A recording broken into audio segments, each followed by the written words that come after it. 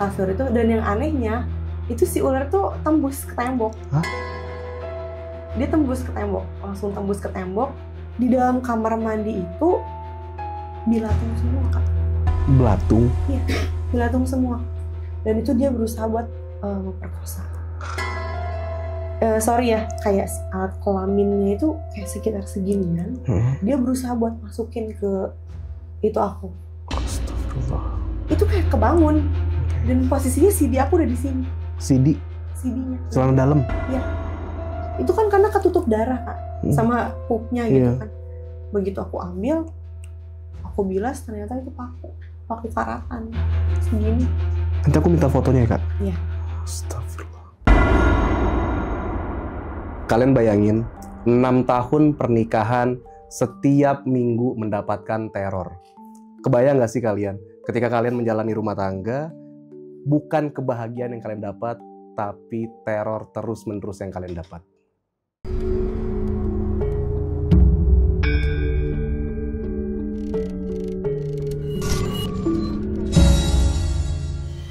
Yo, what's up bro? Balik lagi barengan gue, Irfan Jayani. Dan selamat datang di Omah Bang Breo. Dan pada kesempatan kali ini gue kedatangan narasumber yang memiliki pengalaman cukup menyakitkan. Karena dalam pernikahannya selama 6 tahun mengalami banyak gangguan yang nggak masuk di akal. Kita langsung aja kenalan aja sama narasumber kita. Halo Kak. Iya. Assalamualaikum. Waalaikumsalam. Siapa namanya Kak? Sofa. Kak Sofa. Tinggal di Serang. Di Serang. Kabar baik nih ya? Baik. Alhamdulillah. Ini kegiatan sehari-hari lagi apa nih Kak? Kebetulan kerja di salah satu di perusahaan chat. Jadi SPG. SPG, perusahaan SPG chat. ya. Nah, Kak Sofa ini kan punya pengalaman tentang rumah tangganya ya? Iya. Selama 6 tahun banyak teror-teror ya katanya. Iya. Bisa diceritain nggak Kak awalnya tuh bisa kayak gitu gimana? Iya. Jadi dimulai tuh dari 1 tahun pertama pernikahan kali ya gitu. Awal-awalnya tuh setiap malam Jumat tuh selalu datang kayak hewan-hewan yang aneh gitu, maksudnya yang jarang-jarang dilihat gitu awalnya. Terus kayak ada kayak gangguan-gangguan suara atau dari mimpi-mimpi buruk gitu. Bahkan sampai ada yang mungkin kayak wujudnya gitu. Gitu sih, pernah ada beberapa kali gangguan. Gitu. Dan itu gangguan setelah Kak Sofa menikah atau sebelum? Iya, setelah menikah. Setelah menikah. Gitu. Jadi di 1 tahun pertama itu mulainya banyak gangguan entah dari suara-suara, entah dari mimpi, terus hewan-hewan aneh gitu kan. Sampai pernah lagi tidur siang, posisinya tuh siang. Kalau misalkan dibilang itu mimpi juga tuh kayak nyata gitu. Karena sampai sempet make sure ke tetangga juga kayak gue mimpi nggak ya gitu. Itu di samping di kasur tempat tidur itu tiba-tiba tuh ada ular besar banget, nggak tahu deh itu ular apa. Aku kira tuh guling gitu, tapi kok kayak bergerak gitu kan. Begitu bangun ternyata dia ular besar. Nggak pikir panjang, itu langsung loncat ambil sapu lidi. Dulu punya sapu lidi yang kayak apa ya, dia tuh dari ijuk aren gitu kali ya, yang tebal-tebal gitu. Nah itu langsung aku baca-bacaan langsung dikeprak-keprakin ke si kasur itu. Dan yang anehnya itu si ular tuh tembus ke tembok. Hah? Dia tembus ke tembok, terus langsung kayak keluar, tanya ke tetangga kan kayak, teh gue mimpi nggak sih gitu, gue mimpi nggak sih ini gitu. Terus kenapa gitu, kenapa? Enggak, tapi ini nggak mimpi kan gitu. Kenapa emang? Terus enggak apa gitu. Terus pernah juga sekitar jam 1 atau jam 2 malam gitu mau pup, itu posisinya emang si ex ya, mantan suami itu kerja malam waktu itu. Lagi kerja malam, mau pup kan, posisi misalnya kloset kayak gini nih, nah di depan tuh si bak penampung airnya, dan itu tuh ada kodok sebesar badan aku, terus lebarnya tuh selebar si bak itu gitu, dan itu tatap-tatapan sama si kodok itu. Kan dipikir kayak apa gue yang gila ya gitu, sangka diri sendiri tuh kayak ini gue kayaknya halu deh gitu. Ya, karena kodok gede banget ya. Iya, terus kayak kemarin tuh kejadian ular, terus selang 1 mingguan kejadian si kodok nih gitu kan. Apalagi ya gitu, ini apa sih ini, kenapa ini gue gila, gue halusinasi apa gimana gitu kan. Mau cerita juga ke orang juga, orang pasti gak akan percaya kan Kak. Takut gak percaya. Karena hal-hal yang kayak gitu pasti kalau yang gak ngerasain dia gak akan pernah percaya gitu. Nah dari situ dipikir kan kayak mungkin dari tempat tinggal, gangguan dari tempat tinggal. Tapi beberapa kali pindah tempat pun masih tetap dapat gangguan gitu. Pernah sempat beberapa kali juga diajak kayak konsultasi gitu kan ke Pak Ustadz kayak gitu-gitu. Iya, justru malah lebih bikin hati tuh nggak tenang gitu. Akhirnya jadi kayak seuzon sama orang. Ini mah kiriman kayak gitu-gitu kata kan. Pak Ustadznya. Iya, kayak ini mah kiriman gini gitu kan. Udah nggak usah tahu ya siapa yang kirim gitu. Yang penting yang tadinya hidup normal harus normal lagi, yang tadinya sehat bisa sehat lagi gitu. Dan masih banyak sih Kak kejadian-kejadian yang emang di luar nalar gitu. Terus pernah, dan itu tuh posisinya setiap kejadian, hampir di setiap kejadian kalau pas posisinya aku lagi sendiri. Kalau suami lagi nggak di rumah. Lagi nggak ada di rumah. Bahkan tuh jadi sering berantem cuma gara-gara hal yang menurut aku itu terjadi tapi dia nggak percaya gitu. Terus dari situ maksudnya nggak cuma di situ gitu Kak, masih banyak kejadian-kejadian aneh, apalagi kayak suara-suara tuh, mimpi-mimpi kayak gitu. Apa hewan-hewan tuh udah banyak banget. Dan waktu itu pernah juga tinggal di kota yang berbeda. Terus waktu itu suami lagi ada, mantan suami lagi ada. Pas aku pulang kerja mau masuk ke kamar mandi, di dalam kamar mandi itu belatung semua Kak. Belatung? Iya, belatung semua. Dari mulai baknya, pokoknya di semua sudut, di keramik-keramiknya tuh belatung semua. Kok bisa? Dan itu sampai dicari Kak, maksudnya kan si atap plafonnya itu kan tertutup semua gitu kan, nggak ada yang bolong-bolong. Dari bawah juga nggak ada apa-apa, maksudnya nggak ada makanan yang busuk atau apa tuh nggak ada gitu. Sampai dia tuh capek buat nyiramin si belatung itu nggak selesai. Dan ketika pas dia lagi nyiramin itu posisinya malam Jumat. Pas lagi nyiramin si belatung itu, aku keluar di depan kamar kos itu, aku lihat ada kuntilanak lagi ngetawain. Di depan? Iya, di depan kos. Karena emang posisi kosnya tuh dulu agak sedikit kumuh gitu ya. Dia di belakang rel kereta gitu. Waktu itu karena kerja di mall. Nah itu posisinya emang banyak kamar-kamar kos yang kosong juga gitu. Itu bener-bener ngeliat ada kunti lagi ngetawain kita gitu, ngetawain. Itu pas barengan sama kejadian belatung? Kejadian belatung. Itu ngetawain. Terus banyak juga sih, kayak pernah juga waktu itu, kalau kata orang Sunda tuh apa ya, erep-erep gitu. Iya, erep-erep. Kayak mimpi, tapi itu tuh kita dapat gangguan dari jin. Posisinya tuh aku habis cuci baju, habis jemur baju, dan di dalam si mimpi itu sama persis kejadiannya kayak pas habis jemur baju, aku masuk, jadi dia tuh kayak siluman gitu Kak. Kayak siluman. Aku bilang itu kucing tapi besar. tapi kayak agak sedikit apa ya, si bagian dadanya ini kayak kayak tubuh manusia gitu. Oke.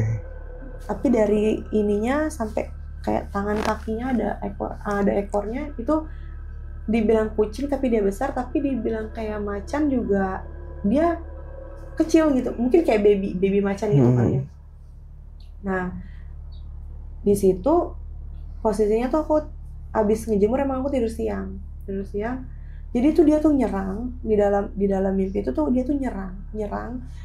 Aku berusaha buat tutup pintu. Oke.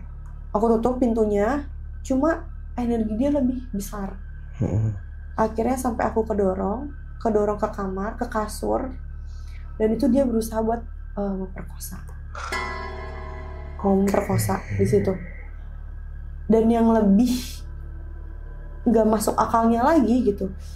Jadi sorry ya, kayak alat kelaminnya itu kayak sekitar seginian.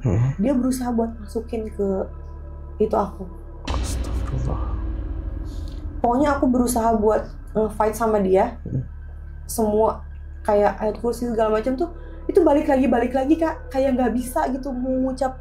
Tapi akhirnya pas aku bisa Allahu Akbar, langsung duduk. Begitu duduk itu kayak kebangun. Dan posisinya CD aku udah di sini. CD-nya celana dalam. Iya, kan waktu itu posisinya tuh aku pakai daster, baju daster.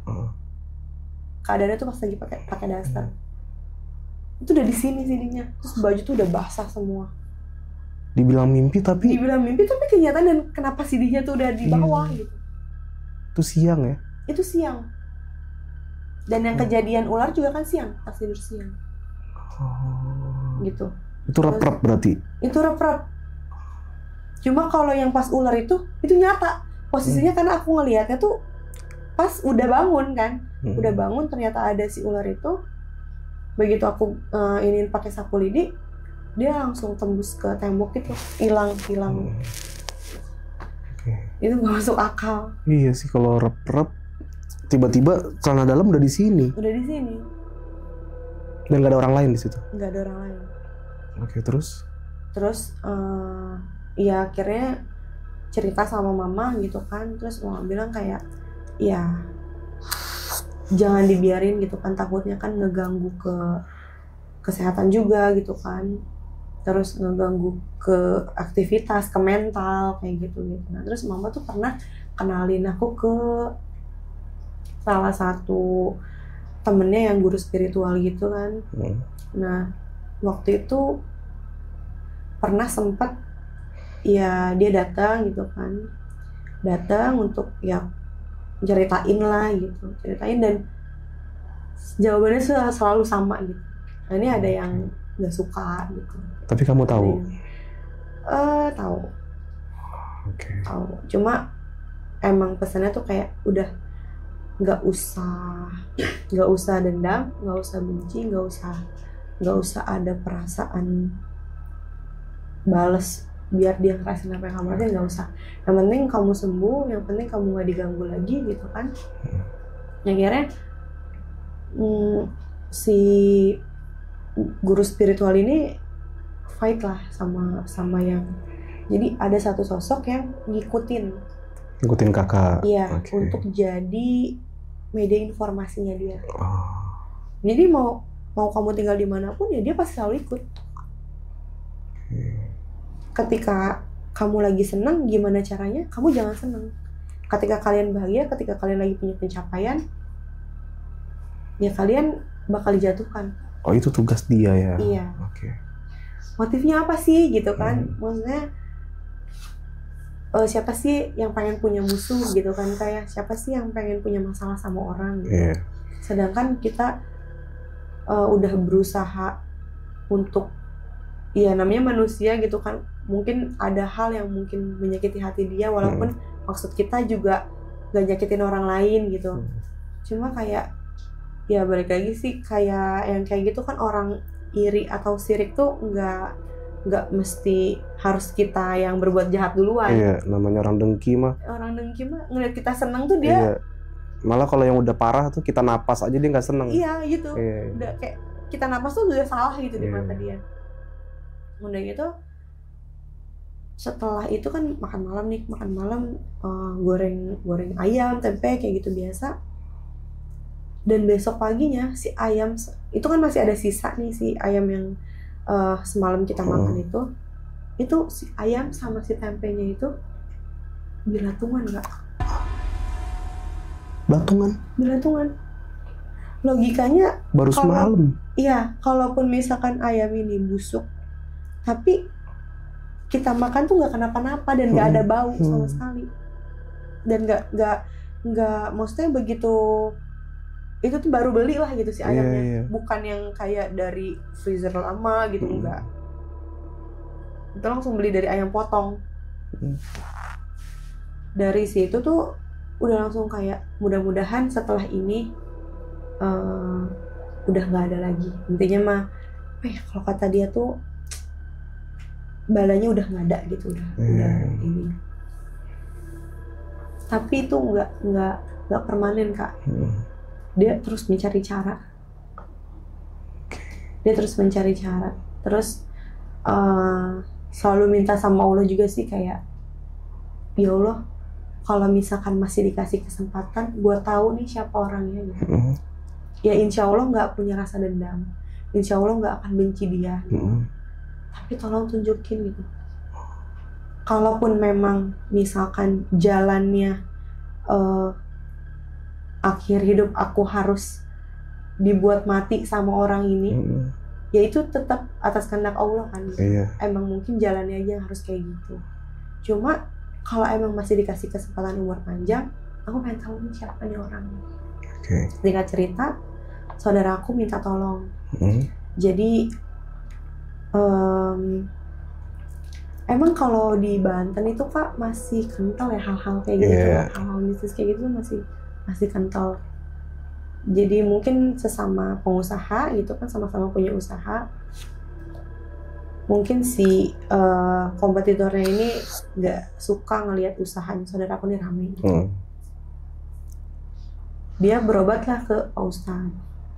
Pak Ustadznya itu minta cariin orang yang bisa jadi mediator. Untuk, maksudnya mungkin tujuan si Pak Ustadz ini biar gak jadi fitnah nih. Biar tahu nih kan siapa orangnya, ciri-cirinya kayak gimana gitu. Jadi nanti si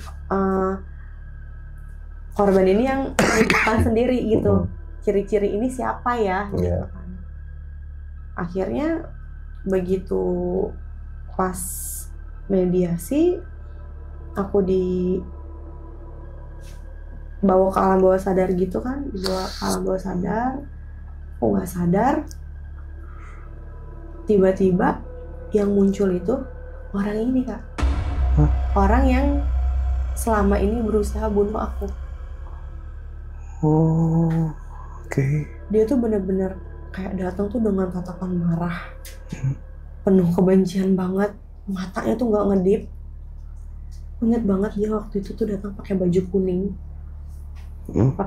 kuning, terus dia bawa apa ya, pisau atau kayak samurai gitu, tapi ukurannya segini. Golok ya? Bukan golok juga Kak, kayak apa ya, dia tuh pokoknya runcing gitu Kak, kayak benda tajam gitu, kayak pisau lah ya bentukannya kayak, tapi ukurannya segini. Dia datang itu mau nusuk aku di bagian sini, karena memang selama perjalanan itu pun aku sering keluar masuk rumah sakit. Sering dirawat dengan keluhan yang sama, walaupun diagnosanya tuh ya nggak ada, paling lambung lagi gitu. Dan waktu itu pernah juga sampai dikasih dosis yang paling tinggi, itu sakitnya nggak reda, sakit kayak bener-bener kayak ditusuk-tusuk, dicabik-cabik, panas gitu loh Kak. Waktu itu juga pernah sampai ada pasien sebelah nih, saudaranya datang, itu pasti aku lagi nangis, kesakitan, kepanasan gitu. Saudaranya datang nih, si pasien sebelah, ternyata dia Pak Ustadz. Dan bisa ngobatin juga. Waktu itu posisinya aku sama si X lagi ditungguin tuh, pasti aku lagi nangis kesakitan, terus si Pak Ustadznya nanya, kenapa tetehnya gitu. Terus iya nih Pak Ustadz, padahal udah disuntikin dosis paling tinggi. Seharusnya kata si perawatnya, seharusnya sih udah langsung mereda gitu. Tapi kok nggak reda-reda juga gitu, maksudnya si obatnya kok nggak reaksi gitu. Terus dia dipanggil, katanya keluar, bilang kalau itu sakitnya nggak wajar. Gitu. Akhirnya dia disuruh beli air mineral, didoain gitu kan, air doa sama si Pak Ustadz ini. Minumin ke tetehnya, diusapin gitu kan, insya Allah reda. Besoknya langsung pulang Kak. Okay.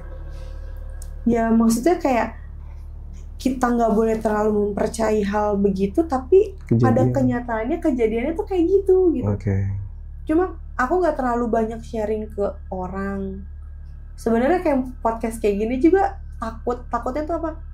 Karena hal kayak gini kan nggak bisa semua orang bisa menerima hal ini kalau mereka nggak ngalaminnya langsung gitu kan, kayak rekayasa atau apa gitu. Tapi kan kenyataannya aku yang ngalamin sendiri gitu. Terus dari situ juga kayak masih banyak nih si kayak hewan-hewan yang menurut aku aneh. Maksudnya selama aku hidup tuh aku belum pernah ngeliat hewan ini gitu kan. Yang lebih sering itu dia kayak ular atau kadal, tapi dia ada kakinya kan. Ada kakinya dia gitu. Terus itu datangnya tuh selalu malam Jumat. Ada gambarnya Kak? Ada nanti lihat ya. Iya nanti lihat. Terus waktu itu juga pernah, terus aku singkat cerita aku udah pindah tempat lagi nih, pindah kontrakan. Waktu itu posisinya malam Jumat juga Kak. Malam Jumat tiba-tiba semua suara tuh ada. Berisik banget nih di kepala.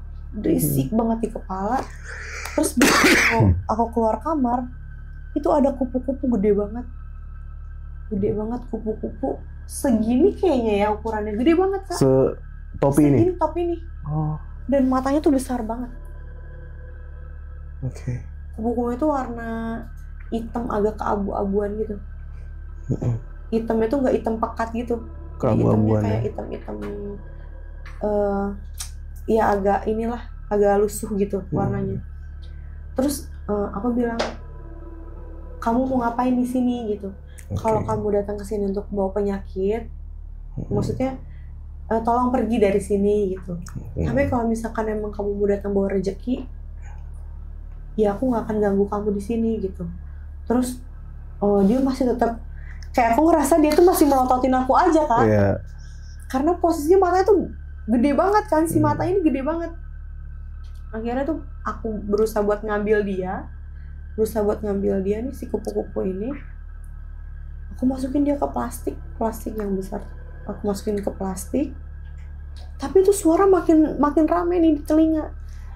Dan anehnya itu tuh masih jam 8 apa jam 9 malam. Biasanya tuh rame karena posisinya si kontrakan ini pinggir jalan. Itu sepi banget Kak. Gak kedengaran suara lain. Gak ada orang, gak ada motor. Itu sepi banget. Akhirnya sampai aku ngerasa kayak gila sendiri gitu.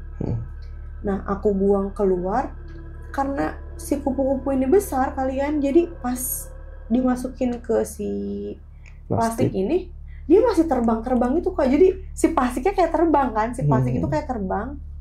Terus aku gak berani ambil lagi. Aku biarin aja tuh di depan kosan. Aku telepon teman, tolongin gue dong, gue mau mati, gue gila gitu. Kayak ngerasa kayak bukan diri gue nih, kayak gitu. Ini gue kenapa nih, gue halu nih, gue gila apa gimana nih gitu. Akhirnya dia datang. Sebelum dia datang tuh aku mau masuk lagi ke dalam. Pas di dalam itu tiba-tiba banyak darah berceceran sampai ke tembok. Sebelumnya nggak ada. Pas aku masuk tuh berceceran darah. Ini darah apaan? Darah seger gitu loh Kak. Kayak misalnya kita habis luka, tiba-tiba berceceran gitu darahnya. Itu darah siapa ya? Nggak tahu. Itu, nah bodohnya nih, aku langsung ambil pelan tuh. Aku Nempel. Baru keinget nih. Wah, ini buat bukti sih. Iya. Cuma kan udah tinggal sedikit tuh, tinggal tetes-tetesan doang ini yang dari tembok ke bawah tuh aku foto. Ada fotonya Kak? Ada. Foto darahnya ada. Nanti lihat Cuma ya. nggak jelas ya, nggak jelas, nggak terlalu jelas karena yang ceceran banyaknya itu udah terlanjur aku lapin karena bingung ini dari mana, ini apaan ya gitu kan. Dari situ pas temen aku datang, apa sih kenapa gitu? Itu di plastik itu gue nemu tadi kupu-kupu gede banget gitu. Lu mah suka ini katanya gitu kan. Begitu dipegang sama dia kosong Kak. Hah? Nggak ada, kosong, plastiknya tuh kosong. Dibuang sama dia ke solokan tuh. Apaan sih Puy, orang nggak ada apa-apa kata dia. Jadi apa ini? Temennya pasti mikir ih halu ya. Iya mungkin pikiran kan? dia karena gitu tiba-tiba nggak ada kan. Cuma dia berusaha kayak buat ya nenangin aja gitu. Apaan sih Puy, orang nggak ada. Udah terus kayak udah yuk ini lo nginep di rumah gue aja katanya gitu. Ya udah tuh akhirnya nginep. Nah itu pas besoknya itu aku muntah jarum. Aku muntah jarum tuh 3 kali. Muntah jarum. Aku pikir itu tuh bukan dari muntah aku, tapi jarum itu ada sendiri di wastafel. Udah tuh kayak berusaha berpositif thinking karena semakin itu kan kayak semakin kesuges ya. Iya kesuges terus kayak mati nih gua gitu kan. Oke. Dari situ tuh yang ketiga kali baru tuh aku foto si jarumnya karena itu yang lebih mencolok sih menurut aku, dia karatan gitu. Si jarumnya tuh karatan Kak. Berarti 3 kali muntah jarum. 3 kali muntah jarum. Yang pertama Kakak masih mikir ini paling gue muntah emang udah ada. Emang udah ada di wastafelnya gitu. Tapi yang terakhir tuh karena emang pas keluar tuh sakit banget di tenggorokan. Itu sampai sakit tenggorokan selama 10 hari. Gara-gara muntah jarum tadi. Di hari Jumat berikutnya, itu ingat banget di awal tahun 2023 kayaknya. Di awal tahun 2023 atau 2022 ya. Itu aku berangkat kerja waktu itu. Kan biasanya setiap bangun tuh langsung pup, sebelum mandi langsung pup. Cuma waktu itu pas mau berangkat kerja mules lagi. Dan rasa mules itu beda banget, sakit banget. Sakit panas gitu loh, kayak melilit. Nah pas aku pup kok gak keluar, kayak sembelit gitu kan, perasaan tadi pagi tuh pup lancar gitu kan, gak kenapa-napa, kenapa ini jadi kayak gini gitu. Dapat setengah jam tuh keluar bareng sama darah, langsung brot gitu, darah yang keluar tuh darah sama tring bunyi. Apa Kak? Itu pakunya segini, dia karatan tapi dia masih tajam ujungnya. Berarti pup keluar paku. Awalnya tuh nggak mau aku ambil karena cuma kok darah gitu, kok keluarnya darah gitu kan, kok keluarnya darah ya. Tapi tadi yang bunyi apa ya gitu. Itu kan karena ketutup darah Kak sama pupnya gitu kan. Begitu aku ambil, aku bilas ternyata itu paku karatan segini. Nanti aku minta fotonya ya Kak. Iya, ada itu aku foto. Astagfirullah. Karena nggak mau gila sendirian nih gitu. Gue punya bukti nih. Mungkin kemarin gue cerita hal-hal yang mistis, gue nggak punya bukti, lo nggak percaya nggak apa-apa gitu. Tapi ini gue nih punya buktinya nih gitu kan. Terus bilang, enggak, emang itu mah pakunya udah ada kali. Pas aku bilang tuh, aku kirim ke dia bilang emang itu mungkin pakunya udah ada kali di klosetnya. Anjir, gue berak sampai keluar darah loh gitu. Tapi kayak mungkin emang berusaha buat ngajarin positive thinking, tapi nggak gitu juga gitu. Sampai anusnya sobek gitu Kak. Karena kan dia ngeluarin si benda tajam itu kan. Iya. Dan berobat pun dokternya nggak percaya. Dan dokternya bilang ya mungkin itu karena si pupnya udah keras aja. Jadi mungkin kayak batu terus pas berbenturan dengan keramik si kloset jadi bunyi, dia bilang gitu. Ya mungkin itu si pakunya udah ada di dalam situ gitu kan. Oke. Ya udah diagnosanya ya udah ambilin aja. Ya karena kan dokter juga memang tidak mempercayai hal yang seperti itu mungkin gitu kan.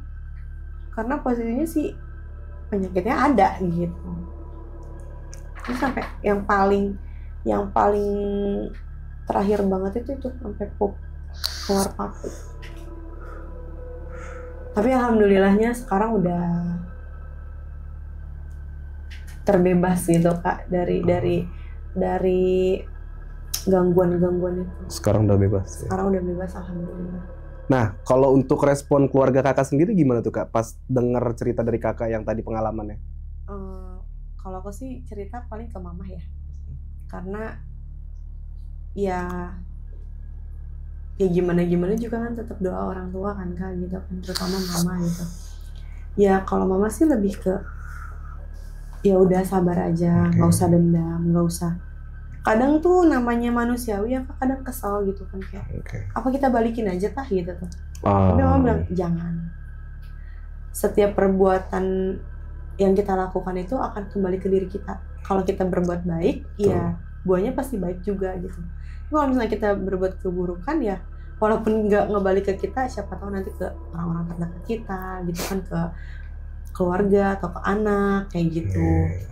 Jadi kayak paling mama tuh suka udah kita ikhtiar bareng-bareng tapi cukup tahu aja, nggak usah sampai harus dendam.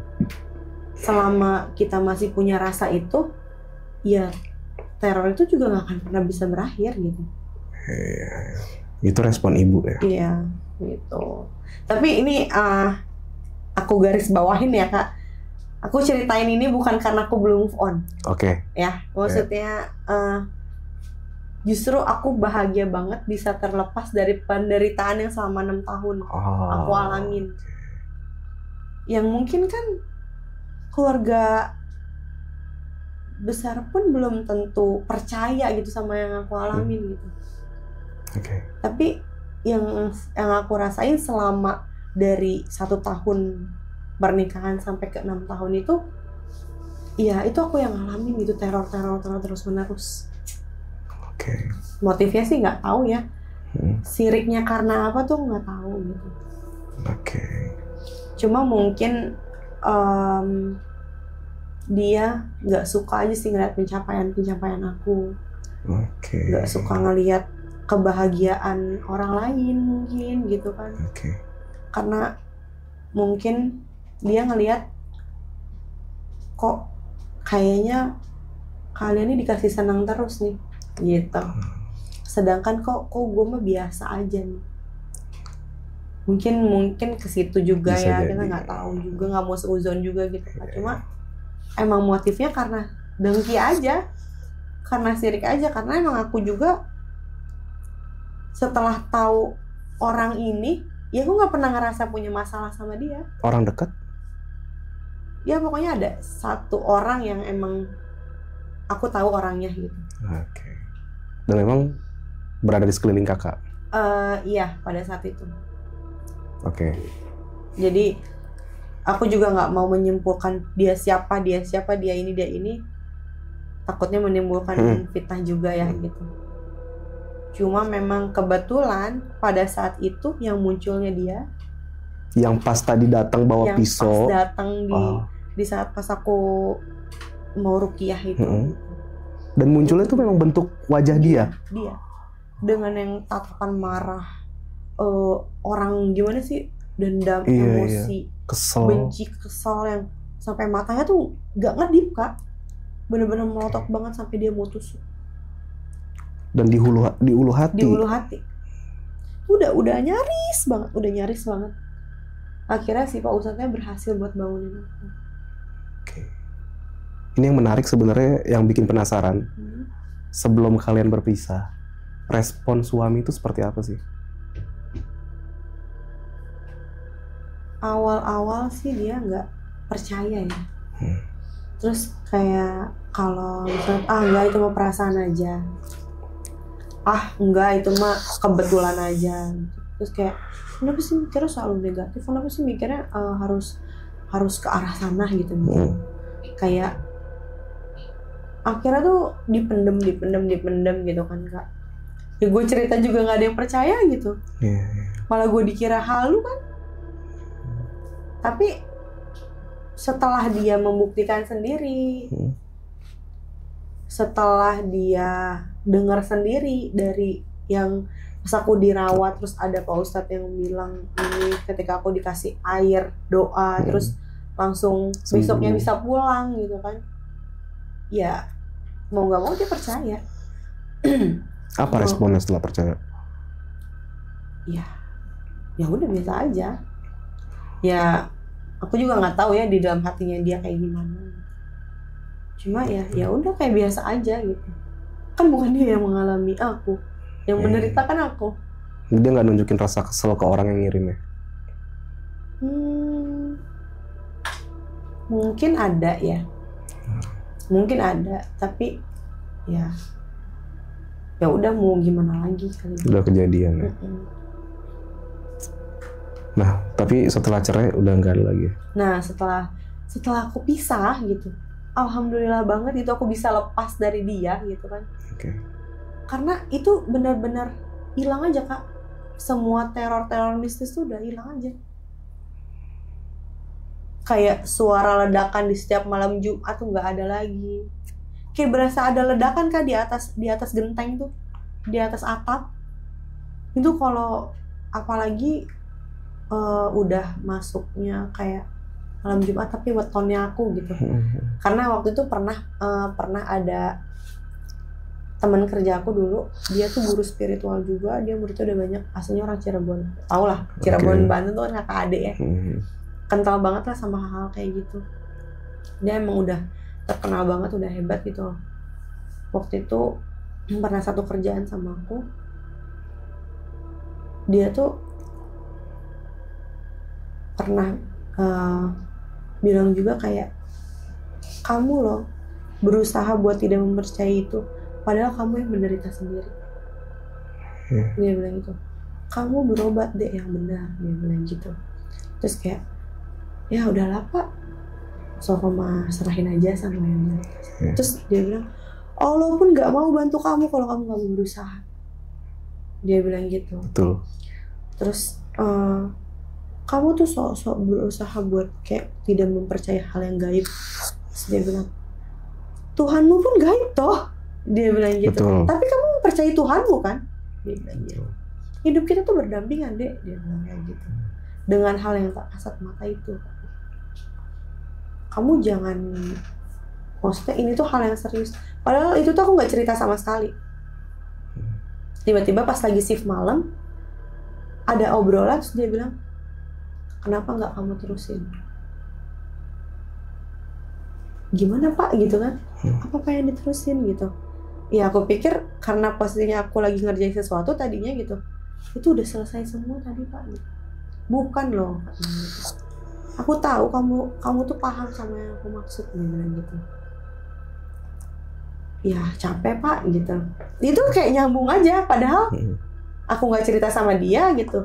Dan kita juga nggak ngebahas intinya apa, tapi tiba-tiba kayak nyambung aja gitu, kayak capek Pak gitu kan. Belum tentu juga Pak orang itu juga benar nolongin aku. Karena ya maaf ya, zaman sekarang banyak yang kayak mengaku-ngaku orang pintar, tapi ujung-ujungnya pemerasan gitu. Iya banyak. Bahkan nggak jarang menjurus ke mesum. Iya betul. Kayak harus beli ini beli itu, dan aku nggak mau jatuhnya jadi syirik juga. Ya kan? Makanya kalau cuma sekedar kayak ngobrol konsultasi, cuma ya udah dikasih air. Atau misalkan coba misalkan kan kalau di kita tuh daun bidara ya, daun bidara itu bisa buat penangkal jin, setan nama jin, terus bisa buat obat juga. Paling kalau misalnya kayak gitu aku lakuin. Kayak misalnya mandi pakai daun bidara misalkan, atau setiap mau minum baca Bismillah sahadat salawat kayak gitu.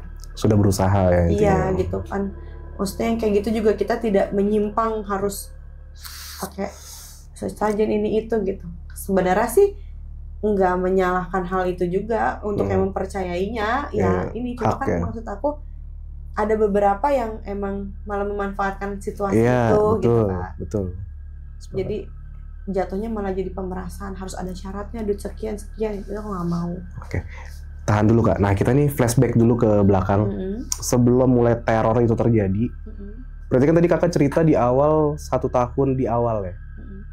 Berarti ada feeling gak sih Kak sebelum itu kejadian tuh? Feeling maksudnya kayak selama 1 tahun menikah, pasti hidupnya bahagia dong. Iya. Ya kan, 1 tahun pertama bahagia, lalu tiba-tiba di tahun berikutnya mulai kejadian teror-teror. Ada nggak tanda-tanda yang nunjukin kalau ada orang yang nggak senang? Maksudnya triggernya tuh apa? Ya mungkin karena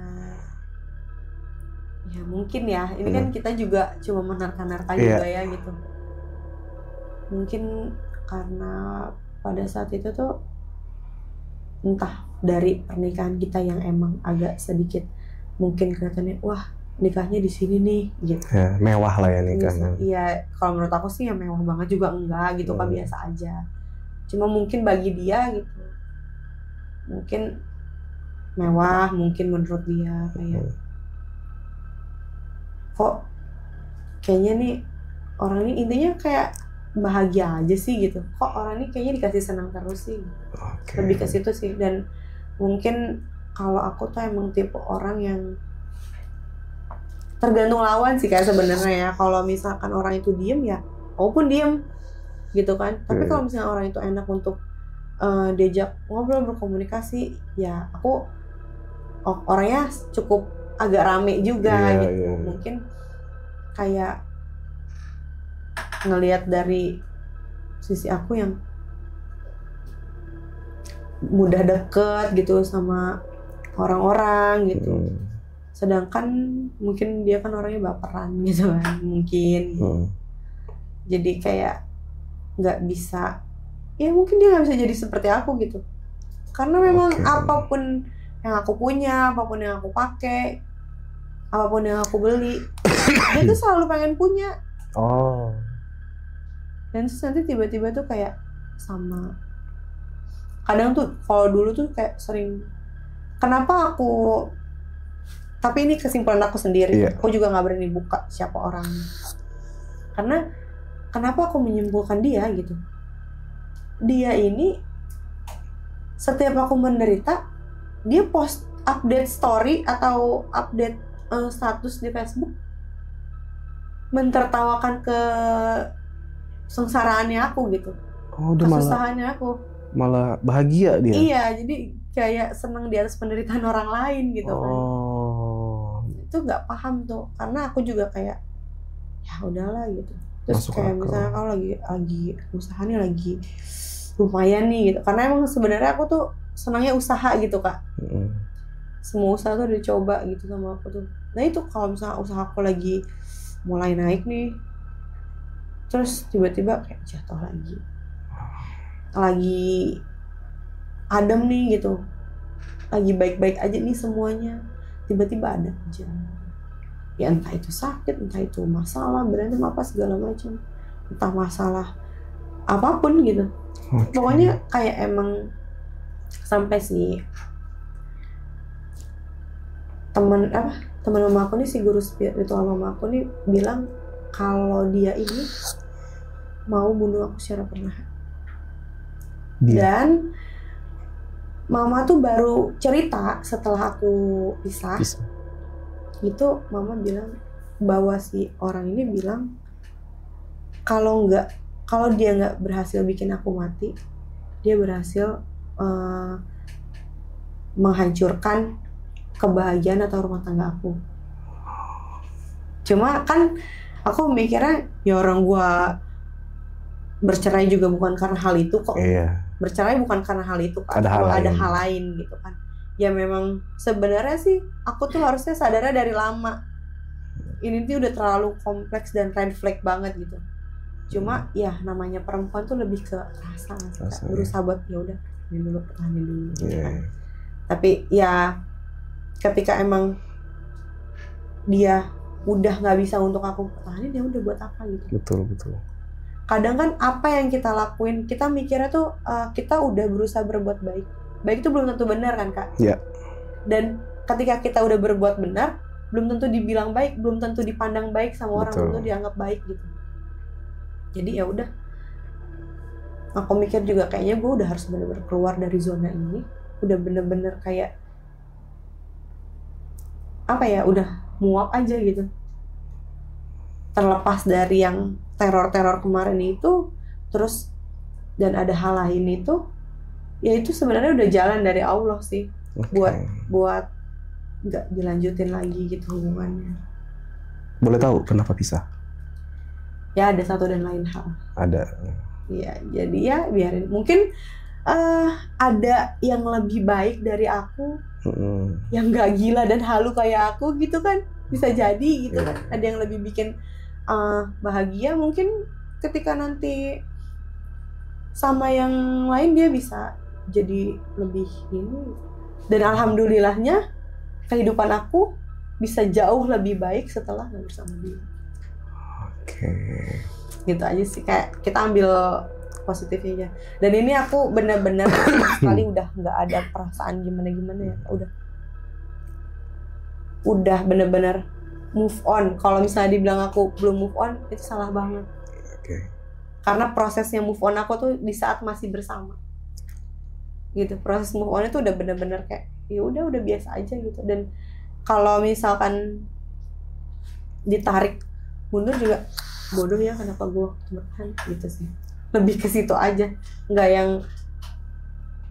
orang bilang kayak ya berarti belum move on dong Bas. Ya ini kan cuma menceritakan kisahnya aja, bukan berarti belum move on sama orangnya gitu kan. Karena move on sama trauma itu beda loh Kak gitu. Betul. Maksudnya kan kejadian yang kemarin tuh cukup 6 tahun Kak. 6 tahun itu nggak mungkin kita nggak trauma loh dengan hal ini. Pasti. Bahkan kemarin begitu pas mau kesini tuh ya, kemarin malamnya tuh tiba-tiba kayak bau bangkai, dan itu udah benar-benar kayak ke-trigger lagi kayak wah gue mau ngapain lagi nih gitu. Kayak jadi akhirnya kayak overthinking sendiri aja gitu tuh, jadi kemana-mana pikirannya tuh, karena yang cium bau bangkai itu cuma aku gitu. Yang paling bikin kesel Kak selama 6 tahun Kakak ngarungi rumah tangga itu apa sih Kak? Yang paling bikin kesel? Apa ya? Atau kayak bahasa Inggris itu apa? Mangkel. Apa? Mangkel. Ya apa ya, mungkin ya banyak sih Kak sebenarnya ya. Kalau dibilang ya kita bohong ya kalau misalnya bilang nggak pernah bahagia tuh bohong ya Kak ya. Tapi mungkin lebih banyak penderitaannya itu ya karena dari teror itu aja sih. Jadi yang lebih kayak kenapa sih gue harus ngerasain ini ya gitu. Kenapa sih gitu. Sebenarnya kan siapa sih kan orang yang mau gagal, nggak ada dong. Betul. Tapi kan semuanya tuh tentang penerimaan dan evaluasi nggak sih? Mungkin ya kita tuh boleh gagal loh gitu. Dan kita harus menerima itu. Tapi kan dijadiin bahan evaluasi ke depannya, berarti harus lebih selektif lagi gitu. Dan memang bibit bebet bobot tuh penting banget sih. Gitu. Bibit bebet bobot penting deh. Penting. Karena kalau nggak bisa menderita selama 6 tahun. Iya, menderita seumur hidup mungkin kalau masih terus bertahan. Nggak lepas. Iya. Penyesalan atau enggak? Enggak sih. Pelajaran ya. Pelajaran. Kalau bisa diulang, apa yang pengen diulang? Kalau bisa diulang, mungkin nggak ketemu dia ya. Kalau bisa diulang nggak ketemu dia. Berarti sumber masalahnya di? Ya nggak bilang sumber masalahnya di dia juga sih. Cuma kan dalam apa di dalam proses teror meneror itu kan di dalam rumah tangga itu gitu. Jadi kayak mungkin kalau misalnya nggak ketemu dia juga mungkin aku nggak bakal bisa jadi aku yang sekarang. Ada hikmah. Iya, ada hikmah lah. Dan aku juga nggak bilang kalau dia tuh orang jahat. Baik. Dia orang baik. Gitu. Tapi dalam waktu tertentu menjadi orang jahat. Mungkin. Ya intinya kayak ya udah. Semua juga kan pasti ada kalau misalnya kita ambil buruknya, pasti mungkin dari sisi dia pun aku banyak buruknya gitu. Ya kan? Maksudnya apa ya? Manusia itu kan gak ada yang sempurna gitu Kak. Mungkin aku juga banyak salahnya, banyak buruknya gitu kan. Ya begitupun sebaliknya. Namanya sama-sama belajar lah. Betul. Gitu. Ya dalam mengarungi rumah tangga memang ada lika-liku, ada kerikil, ada banyak percikan-percikan, tergantung kedua belah pihak ngikapinya gimana.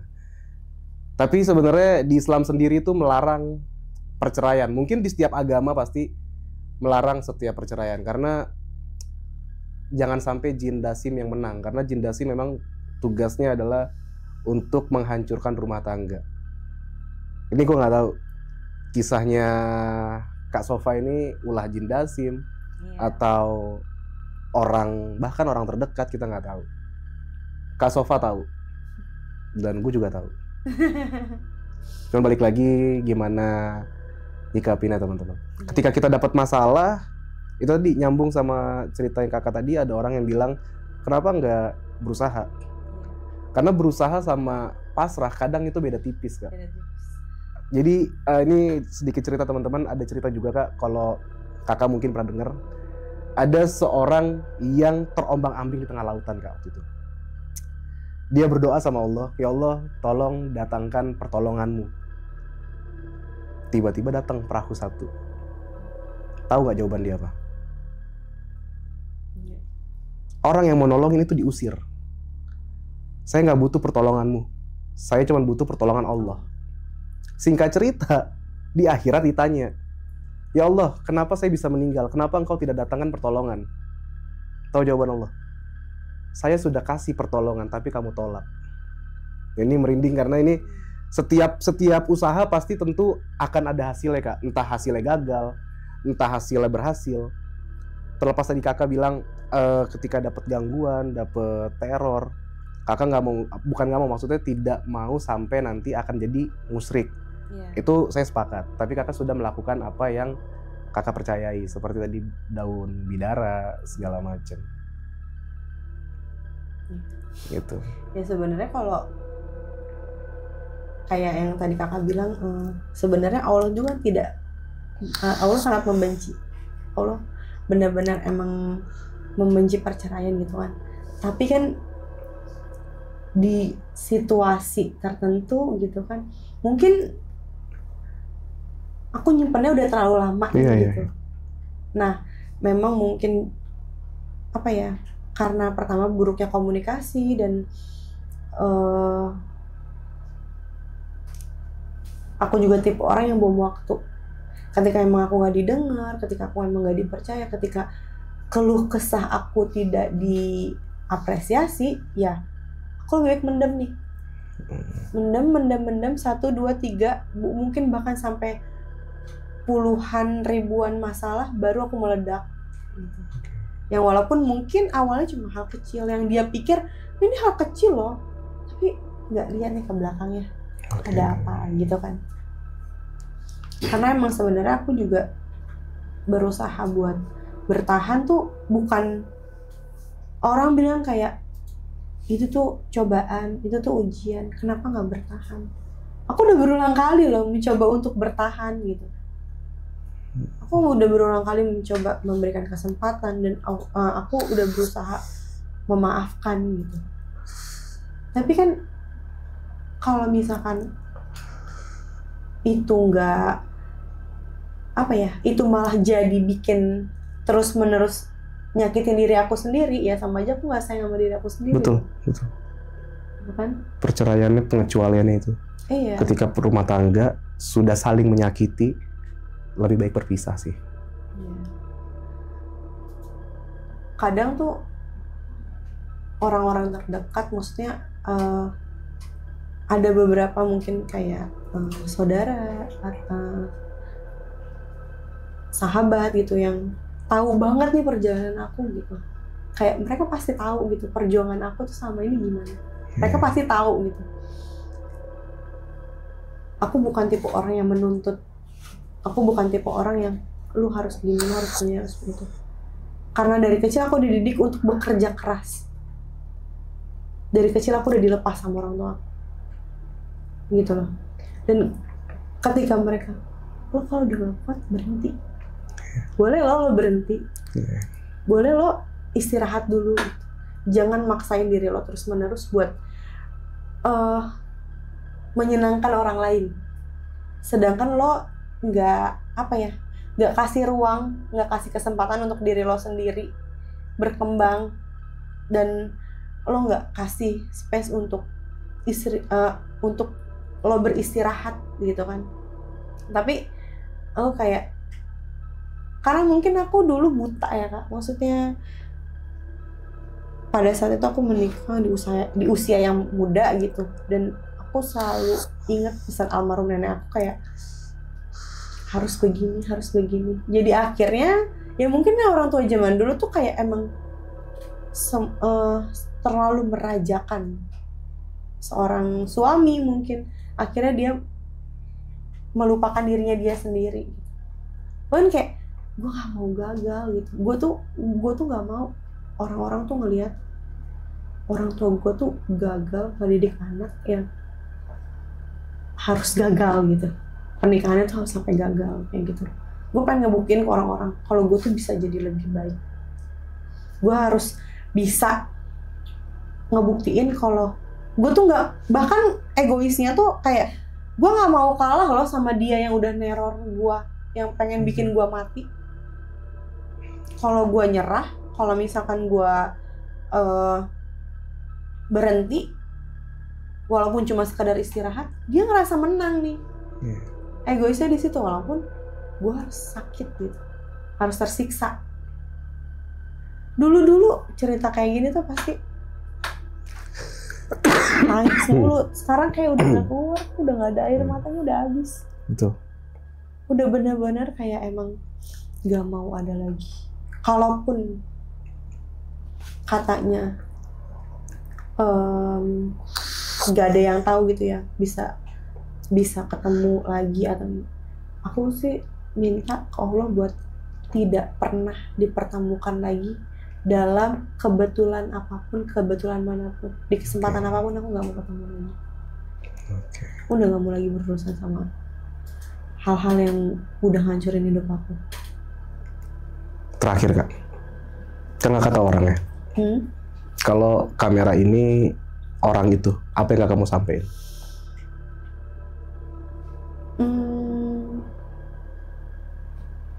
Ya semoga Allah cepat kasih kesadaran buat dia untuk dia dikasih kesempatan untuk menjadi orang dan memiliki pribadi yang lebih baik lagi. Ya udah cukup di aku aja gitu Kak. Jangan sampai dia lakuin untuk orang-orang yang lain. Mumpung Allah masih kasih kesempatan hidup, ya udah berubah. Sebelum hal itu jadi senjata makan tuan aja. Balik ke diri sendiri ya. Walaupun aku juga nggak tahu salah aku di mana. Dan semoga nggak kejadian lagi walaupun ex kamu nikah lagi ke orang itu. Iya, semoga. Jadi siapapun perempuan yang dinikahi sama mantan kamu, jangan sampai ngalamin kejadian yang sama. Udah cukup di aku aja. Nah teman-teman, jadi cerita kali ini tuh sebenarnya sedikit membuka mata kita lah, bahwa dunia spiritual itu nyata. Terlepas orang yang belum mengalaminya mungkin belum percaya. Ya. Tapi memang terkadang hal-hal goib itu berdampingan sama kita. Berdampingan, betul. Jadi bahkan Tuhan kita pun goib, kita nggak bisa lihat. Nggak bisa lihat, tapi kita percaya dia selalu ada di dekat Iya, kita. betul. Dia selalu mendampingi kita. Oke teman-teman, buat kalian yang punya cerita mistis, horor ataupun yang serupa dengan Kak Sofa, kalian boleh banget kirim DM ke Instagram gue di sini, atau kalian juga bisa kirim email ke sini, atau kalian bisa juga komen di kolom komentar. Dan menurut kalian ulah siapa di balik pengalaman dari Kak Sofa? Bisa komen di kolom komentar. Dan buat teman-teman juga yang masih jomblo, cari pasangan yang bener-bener bisa bikin kalian bahagia. Karena happy ending pasti harusnya happy dong. Harusnya happy. Dan biasanya kalau happy ending itu pasti bersama sama pasangannya. Iya. Ternyata happy ending nggak selalu harus bersama. Ya udah gitu aja Kak Sofa, terima kasih banyak ya udah mampir ke Oma Bang Brew. Semoga juga udah diizinin buat sharing di sini. Siap. Semoga nggak ketemu lagi orang kayak kemarin. Iya, amin, dan nanti diganti amin. sama Allah yang lebih baik lagi. Amin, alhamdulillah. Ya udah teman-teman, video sampai sini dulu. Akhir kata gue Irfan Jayani di Omah Bang Brew. Jangan lupa bahagia. Raos pisan.